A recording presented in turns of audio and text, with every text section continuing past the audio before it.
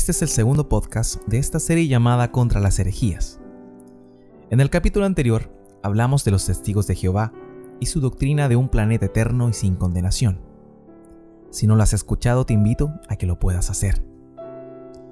Muchos se pueden preguntar, ¿para qué perder tiempo en contra de la falsa enseñanza? ¿Acaso no es mejor enseñar la verdad que el error? El problema de este pensamiento es que es equivocado en sí.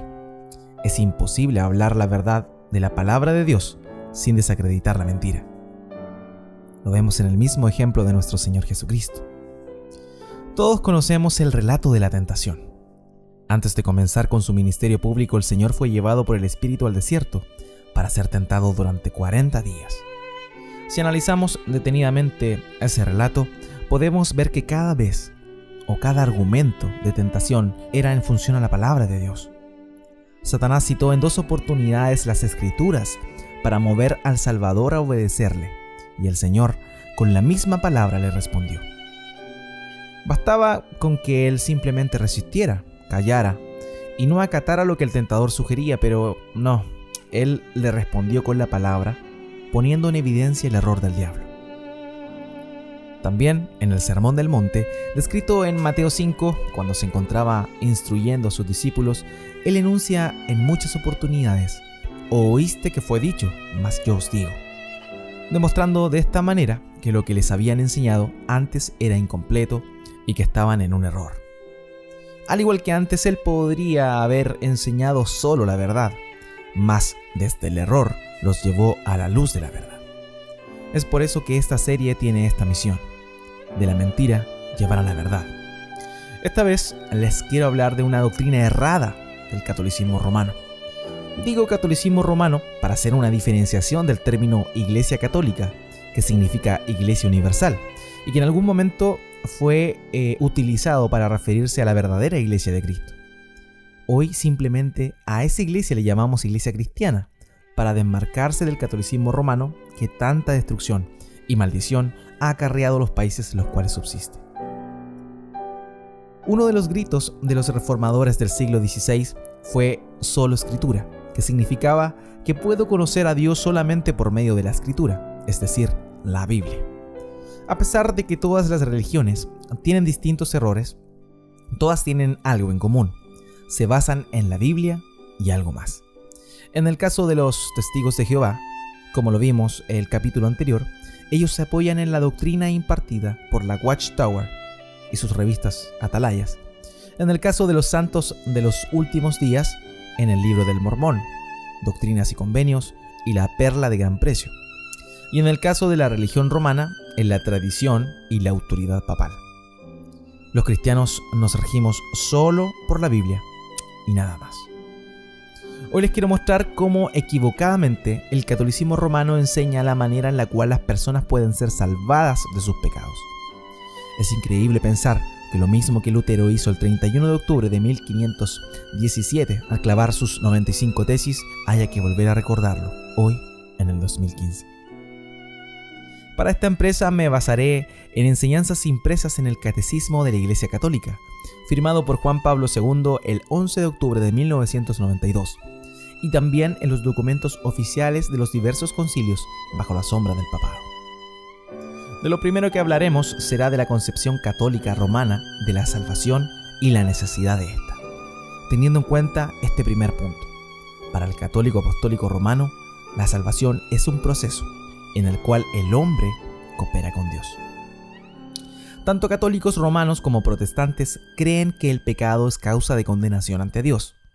Pero en el caso de los católicos romanos, ellos tienen una apreciación distinta de lo que el pecado de Adán se refiere. Para el católico romano, el pecado de Adán, o como lo llaman, el pecado original, no es suficiente para producir la muerte y condenación eterna de los seres humanos. El artículo 405 del Catecismo Católico, que a la vez hace alusión al Concilio de Trento, dice lo siguiente, y cito: «Aunque propio de cada uno, el pecado original no tiene en ningún descendiente de Adán un carácter de falta personal.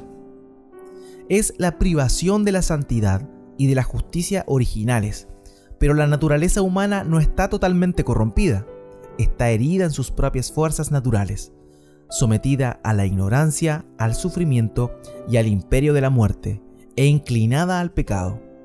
Paréntesis, esta inclinación al mal es llamada concupiscencia. Cierra paréntesis y fin de la cita.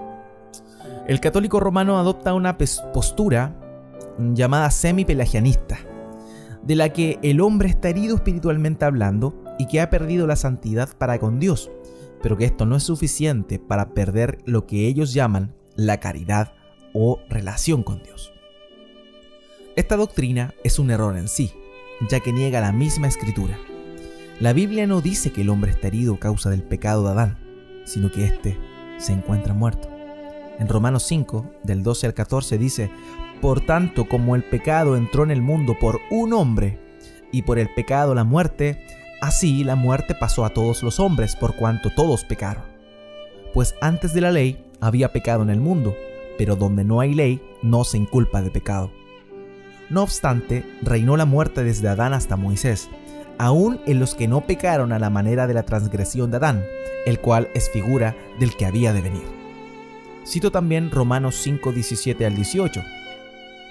Pues si por la transgresión de uno reinó la muerte, mucho más reinarán en vida por uno solo, Jesucristo, los que reciben la abundancia de la gracia y del don de la justicia. Así que, como por la transgresión de uno vino la condenación a todos los hombres, de la misma manera, por la justicia de uno, vino a todos los hombres la justificación de vida. Cito también 1 Corintios 15, 21 al 22. Porque por cuanto la muerte entró por un hombre, también por un hombre la resurrección de los muertos. Porque así como en Adán todos mueren, también en Cristo todos serán vivificados. Ignorando estos pasajes, los católicos romanos aducen que ya que la capacidad de hacer lo correcto ha sido mermada a causa del pecado original, el hombre puede incurrir en el pecado mortal. Los papistas separan el pecado en niveles de gravedad. Ellos hablan de pecados mortales y pecados veniales. El Nuevo Catecismo de la Iglesia Católica, en su artículo 1854 al 1857, dice, y cito: conviene valorar los pecados según su gravedad. La distinción entre pecado mortal y pecado venial, perceptible ya en la Escritura, se ha impuesto en la tradición de la Iglesia. La experiencia de los hombres lo corroboran. El pecado mortal destruye la caridad en el corazón del hombre por una infracción grave a la ley de Dios. Aparta al hombre de Dios, ya que es su fin último y su bienaventuranza, prefiriendo un bien inferior. El pecado venial deja subsistir la caridad, aunque la ofende y la hiere. El pecado mortal que ataca en nosotros el principio vital, que es la caridad, necesita una nueva iniciativa de la misericordia de Dios y una conversión del corazón que se realiza ordinariamente en el marco del sacramento de la reconciliación.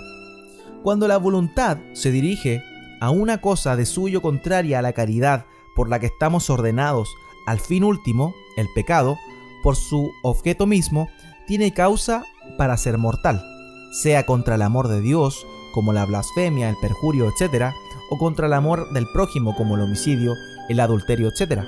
En cambio, cuando la voluntad del pecador se dirige a veces a una cosa que contiene en sí un desorden, pero que sin embargo no es contraria al amor de Dios y del prójimo, como una palabra ociosa, una risa superflua, etc., tales pecados son veniales.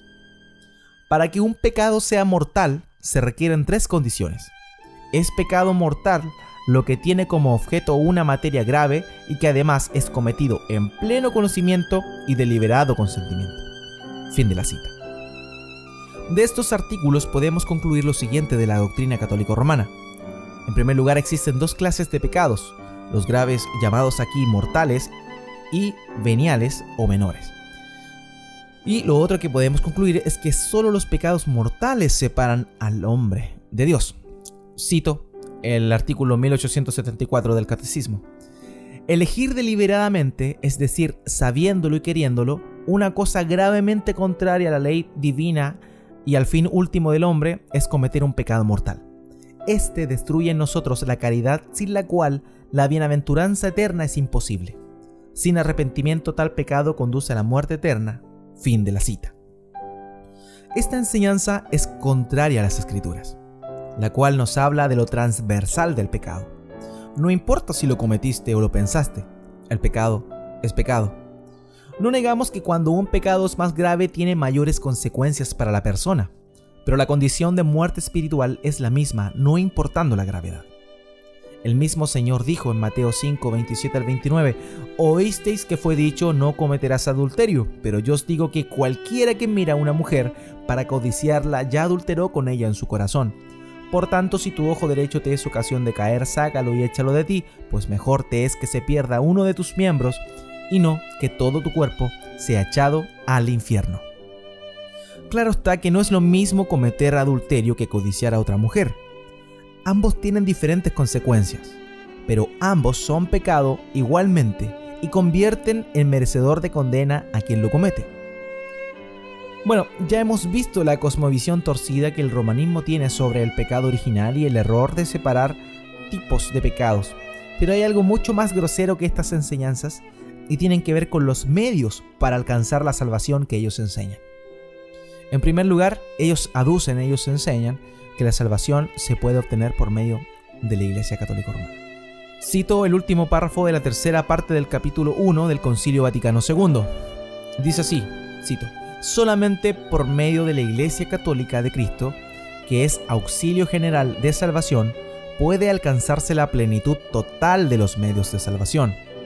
Creemos que el Señor confió todos los bienes de la nueva alianza a un único colegio apostólico presidido por Pedro, para constituir un solo cuerpo de Cristo en la tierra, al cual deben incorporarse plenamente los que de algún modo pertenecen ya al pueblo de Dios». Fin de la cita. El artículo 824 del Catecismo de la Iglesia Católica dice lo siguiente, y cito, «Todas las obras de la Iglesia se esfuerzan en conseguir la santificación de los hombres en Cristo y la glorificación de Dios. En la Iglesia es en donde está depositada la plenitud total de los medios de salvación. Es en ella donde conseguimos la santidad por la gracia de Dios». Fin de la cita. No tan solo dicen que la única depositaria de los medios de salvación es su misma agrupación, sino que además esta iglesia estaría facultada para perdonar pecados. En los artículos 982 y 983 dice lo siguiente, y cito, «No hay ninguna falta, por grave que sea, que la iglesia no pueda perdonar. No hay nadie tan perverso y tan culpable que no deba esperar con confianza su perdón, siempre que su arrepentimiento sea sincero. Cristo ha muerto por todos los hombres. Quiere que en su iglesia estén siempre abiertas las puertas del perdón a cualquiera que vuelva del pecado. La catequesis se esforzará por avivar y nutrir en los fieles la fe en la grandeza incomparable del don de Cristo resucitado. Ha hecho su iglesia, la misión y el poder de perdonar verdaderamente los pecados por medio del ministerio de los apóstoles y de sus sucesores. El Señor quiere que sus discípulos tengan un poder inmenso. Quiere que sus pobres servidores cumplan en su nombre todo lo que había hecho cuando estaba en la tierra. Los sacerdotes han recibido un poder que Dios no ha dado ni a los ángeles ni a los arcángeles. Dios sanciona allá arriba todo lo que los sacerdotes hagan aquí abajo. Si en la iglesia no hubiera remisión de los pecados, no habría ninguna esperanza, ninguna expectativa de una vida eterna y de una liberación eterna. Demos gracias a Dios que ha dado a la iglesia semejante don. Fin de la cita. El Señor enseñó a sus discípulos a perdonar los pecados de quienes les ofenden. Pero en ningún momento ese perdón quitaría el pecado delante del Padre. Solo Dios y su Hijo pueden pasar por alto los pecados y perdonarlos para que el pecador no reciba la retribución de ese pecado. En ningún caso un hombre podría hacer eso en lugar de Dios. Y es así que vemos en Mateo 6:12, en la famosa oración modelo, dice así: perdónanos nuestras deudas, como también nosotros perdonamos a nuestros deudores. Aquí nos habla de eso. Nos habla de que nosotros debemos perdonar a quienes se nos ofenden. Pero dice que Dios es que perdona nuestras deudas personales. Mateo 9:6. Pues para que sepáis que el Hijo del Hombre tiene potestad en la tierra para perdonar pecados, dice entonces al paralítico: levántate, toma tu cama y vete a tu casa. Solo Dios tiene la facultad de perdonar. Efesios 1, 6 al 7, para alabanza de la gloria de su gracia con la cual nos hizo aceptos en el amado, en quien tenemos redención por su sangre, el perdón de pecados según las riquezas de su gracia. El tercer punto que me importa tocar en esta oportunidad es que también en el catolicismo romano se habla de que la piedad de los otros santos ayudan en el proceso de salvación del católico. Para los católicos romanos el perdón es por medio de la iglesia y es ayudada por la vida piadosa de otras personas. Es lo que ellos llaman la comunión con los santos, quienes son todos aquellos que el romanismo ha declarado como santos. Cito el artículo 1475. En la comunión de los santos, por consiguiente, existe entre los fieles, tanto entre quienes ya son bienaventurados, como entre los que expían en el purgatorio o los que peregrinan todavía en la tierra, un constante vínculo de amor y un abundante intercambio de todos los bienes. En este intercambio admirable, la santidad de uno aprovecha a los otros, más allá del daño que el pecado de uno pudo causar a los demás. Así, el recurso a la comunión de los santos permite al pecador contrito estar antes y más eficazmente purificado de las penas del pecado. Fin de la cita. Sin lugar a dudas, hubo hombres en la historia que son próceres en cuanto a la fe. Incluso en el capítulo 12 de la Epístola a los Hebreos se mencionan muchos de ellos. Pero ninguno de ellos puede compartir su piedad con nosotros, ni interceder por nosotros. El único que tiene esta atribución es el mismo Señor Jesús. Hebreos 4, 14 al 16 dice: por tanto, teniendo un gran sumo sacerdote que traspasó los cielos, Jesús, el Hijo de Dios, retengamos nuestra profesión, porque no tenemos un sumo sacerdote que no pueda compadecerse de nuestras debilidades, sino uno que fue tentado en todo según nuestra semejanza, pero sin pecado. Acerquémonos, pues, confiadamente al trono de la gracia, para alcanzar misericordia y hallar gracia para el oportuno socorro. Cito 1 de Juan 2:1. Hijitos míos, estas cosas os escribo para que no pequéis. Y si alguno hubiera pecado, abogado tenemos para con el Padre, a Jesucristo el justo. Ni la iglesia, ni los santos, nadie puede mediar entre Dios y los hombres. 1 Timoteo 2:5 dice: porque hay un solo Dios y un solo mediador entre Dios y los hombres, Jesucristo hombre. Es solo por medio del Hijo que podemos alcanzar la gracia de Dios, el favor y misericordia de Él. Ninguna iglesia puede dispensar esa bondad a nadie, ya que la misma iglesia es receptora de ella. Ninguna iglesia puede perdonar los pecados de los hombres hacia Dios, solo Dios mismo. No hay nada fuera del Hijo. Por otro lado, no somos buenos por naturaleza. No estamos tan solo alejados del favor de Dios, sino que somos dignos de que Él aplique toda su justicia en nosotros. Por lo mismo, no hay nada que nosotros podamos hacer. No hay penitencia que valga, no hay sacramento cumplido. Todo es dado por Dios mismo. Este es el gran error del catolicismo romano: pretender que hay algo que el hombre puede hacer para ser objeto del amor de Dios. En 1 de Pedro 3:18 dice: porque también Cristo padeció una sola vez por los pecados, el justo por los injustos, para llevarnos a Dios, siendo a la verdad muerto en la carne, pero vivificado en espíritu. Sin duda alguna hay más cosas que podemos decir acerca de lo que piensa el catolicismo romano de la salvación. Aún hay un tópico importante que tocaré en un próximo podcast sobre los sacramentos. Si tú aún crees que puedes alcanzar o acercarte a Dios por medio de algo que tú hagas, no me quiero despedir de este podcast sin dejar en tu conciencia un llamado. El mismo que comenzó predicando el Señor antes de anunciar el Evangelio. Y este llamado es el llamado a arrepentirse. No arrepentirse de lo que has hecho tan solo, sino arrepentirte por lo que eres, un pecador. Hasta la próxima.